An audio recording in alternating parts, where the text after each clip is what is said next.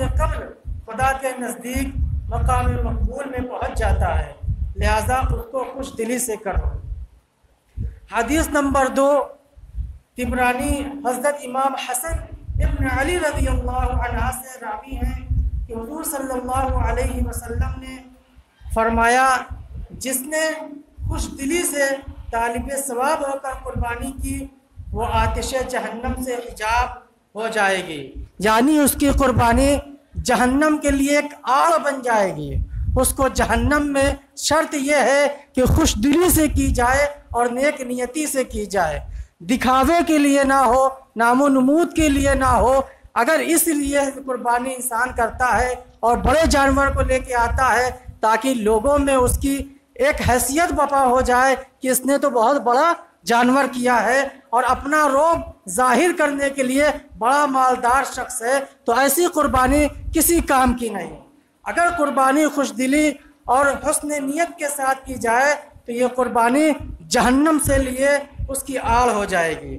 हदीस नंबर 3 तिबरानी इब्न अब्बास रज़ियल्लाहु ताला अन्हुमा से रावी हैं, हुज़ूर सल्लल्लाहु अलैहि वसल्लम ने इरशाद फरमाया, जो रुपया ईद के दिन कुर्बानी में खर्च किया गया उससे ज़्यादा कोई रुपया प्यारा नहीं। यानी 10 ज़िलहिज्जा से लेकर 13 ज़िलहिज्जा तक मगरिब की अज़ान से पहले पहले जिसने जो रुपया खर्च किया वो सबसे ज़्यादा कीमती पैसा वही होगा जो कुर्बानी के ऊपर खर्च किया जाए। हदीस नंबर 4 इब्न माजा अबू हुरैरा रज़ियल्लाहु अन्हु से रावी है कि हुज़ूर अक़दस सल्लल्लाहु अलैहि वसल्लम ने फरमाया, जिसमें वुसअत हो और कुर्बानी ना करे वो हमारी ईदगाह के करीब ना आए, माज़अल्लाह। यानी जो इंसान पर साहिब निसाब है, कुर्बानी वाजिब है, फिर भी वो कुर्बानी ना कराए, ना कि छोटे जानवर पे कुर्बानी कराए, ना कि बड़े जानवरों में हिस्सा ले, तो ऐसे शख्स के बारे में हमारे आका ने फरमाया वो हमारी ईदगाह के करीब भी ना आए। हदीस नंबर 5 इब्न माजा ने ज़ैद इब्न अरक़म रज़ियल्लाहु ताला अन्हु से रिवायत की कि सहाबा रज़ियल्लाहु अन्हुम ने अर्ज़ की, या रसूलल्लाह सल्लल्लाहु अलैहि वसल्लम, ये कुर्बानियाँ क्या हैं? फरमाया कि तुम्हारे बाप इब्राहीम अलैहिस्सलाम की सुन्नत है। लोगों ने अर्ज़ की, या रसूलल्लाह सल्लल्लाहु अलैहि वसल्लम, हमारे लिए इसमें क्या सवाब है? फरमाया, हर बाल के मुकाबिल नेकी है। अर्ज़ की, ऊन का क्या हुक्म है? फरमाया, उनके हर बाल के बदले में नेकी है। यानी जानवर में जितने बाल हैं उस बाल के इवज़ आपको अल्लाह रब्बुल इज़्ज़त नेकियां अता फरमाएगा।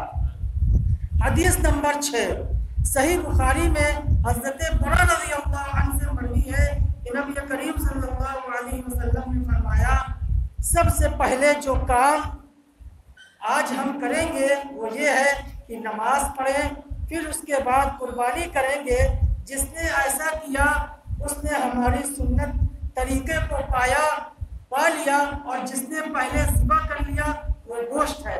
यानी नमाज से पहले अगर किसी ने कुर्बानी कर ली तो यह मसला इसमें यह है कि जो गांव में रहते हैं उनके लिए तो नमाज फज्र के बाद जो कुर्बानी की इजाज़त है, लेकिन जो लोग शहर में रहते हैं उनके लिए ज़रूरी ये है कि किसी एक मस्जिद में नमाज ईद हो जाने के बाद इमाम जब तक सलाम ना फेर दे, जब तक इमाम एक तरफ सलाम ना फेर दे, आप कुर्बानी नहीं कर सकते। अगर आपने उससे पहले कुर्बानी कर दी तो आपकी कुर्बानी वाजिब अदा नहीं होगी, आपको दोबारा कुर्बानी कराना पड़ेगा। तो आका सल्लल्लाहु अलैहि वसल्लम ने फरमाया कि नमाज पढ़ें, फिर उसके बाद कुर्बानी करेंगे। जिसने ऐसा किया उसने हमारी सुन्नत को पा लिया। जिसने पहले ज़िबा कर लिया वो गोश्त है, और जो उसने पहले से अपने घर वालों के लिए तैयार कर लिया कुर्बानी से, उससे कुछ ताल्लुक नहीं। अबू बरदा रज़ियल्लाहु अन्हु से अन्य खड़े हुए और ये पहले ही ज़िबा कर चुके थे, इस ख्याल से कि पड़ोस के लोग गरीब थे, उन्होंने चाहा कि उनको गोश्त मिल जाए और अर्ज़ की, या रसूलल्लाह सल्लल्लाहु अलैहि वसल्लम, मेरे पास बकरी का 6 माह एक बच्चा है। फरमाया, तुम उसे ज़िबह कर लो और तुम्हारे सिवा किसी के लिए 6 माह का बच्चा किफ़ायत नहीं करेगा।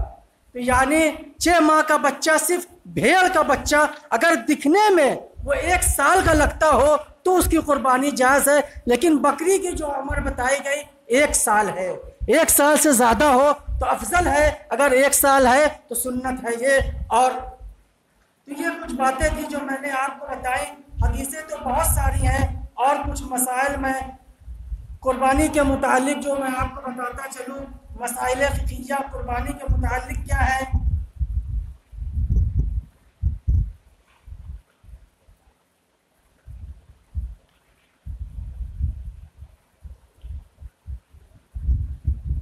कुर्बानी के जानवर का बयान, यानी कुर्बानी के जानवर 3 किस्म के हैं।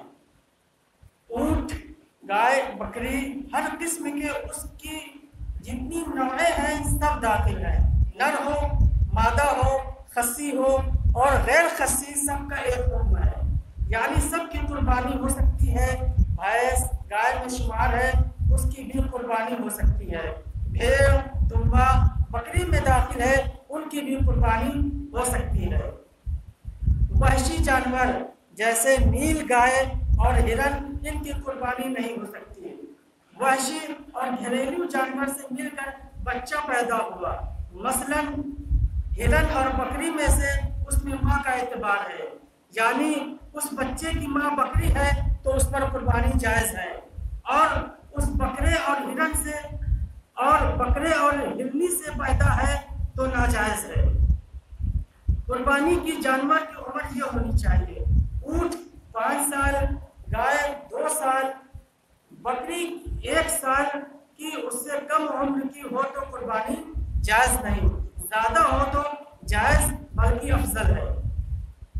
हाँ, दुम्बा, भेड़, 6 माह का बच्चा अगर इतना बड़ा हो कि दूर से देखने में साल भर का मालूम होता है तो उसकी कुर्बानी जायज़ है।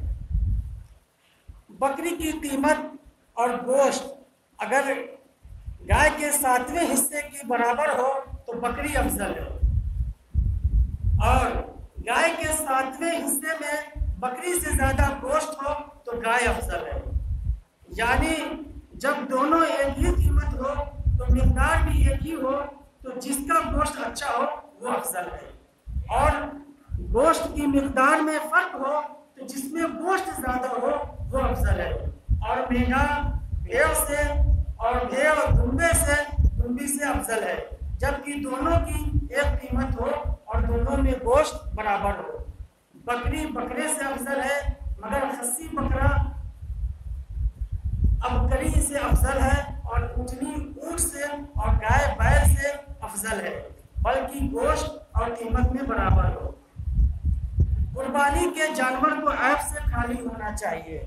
ये बहुत अहम मसला है कि कुर्बानी के जानवर को ऐब से खाली होना चाहिए, और थोड़ा सा ऐब हो तो कुर्बानी हो जाएगी। थोड़ा सा ऐब का मतलब दूर से देखने पर मालूम न होने पाए कि ये इसमें कुछ ऐब है, जैसे कुर्बानी का जानवर लेके आए, उतारते समय हल्का सा पैर में खरोच आ गया, जिसकी वजह से वो चलने में उसको हल्की सी दुश्वारी पेश आने लगी, लेकिन खुद से चलकर ज़िबह गाह तक जा सके तो ये हल्का सा नुक्स है, तो ऐसे जानवर पर कुर्बानी जायज़ है। अगर उसकी टांग टूट गई तो अब उसमें कुर्बानी नहीं हो सकती, क्योंकि आपको खुद चलकर वहाँ तक जा ही नहीं पाएगा, आपको उसको लेकर जाना पड़ेगा। तो कुर्बानी के जानवर को ऐब से खाली होना चाहिए, और थोड़ा सा ऐब हो तो कुर्बानी हो जाएगी मगर मकरूह होगी, और ज़्यादा ऐब हो तो होगी ही नहीं। जिसकी पैदाशी सींग न हो उसकी कुर्बानी जायज़ है, और अगर सींग थी मगर टूट गया और मींग तक टूटा है तो नाजायज़ है, उससे कम टूटा तो जायज़ है।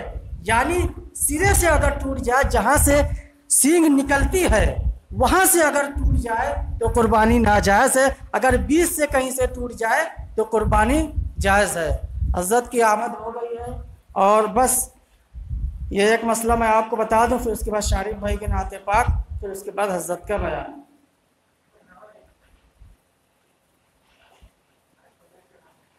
जिस जानवर में जुनू है, अगर उसका उस हद का है कि वो जानवर चलता भी नहीं है तो उसकी कुर्बानी नाजायज़ है, और इस हद का नहीं है तो जायज़ है। इतना बूढ़ा के बच्चा के काबिल ना रहा और दागा हुआ जानवर या जिसके दूध ना उतरता हो, उन सब की कुर्बानी जायज़ है। खारशी जानवर की कुर्बानी जायज़ है जबकि फरबा हो, और इतना लागल हो कि हड्डी में मख्स ना रहा तो कुर्बानी जायज़ नहीं। वाखिर दावाना अल्हम्दुलिल्लाहि रब्बिल आलमीन। अल्लाह पाक हम सबको इन तमाम बातों पर अमल करने की तौफीक मरहमत फरमाए। अब मैं अपने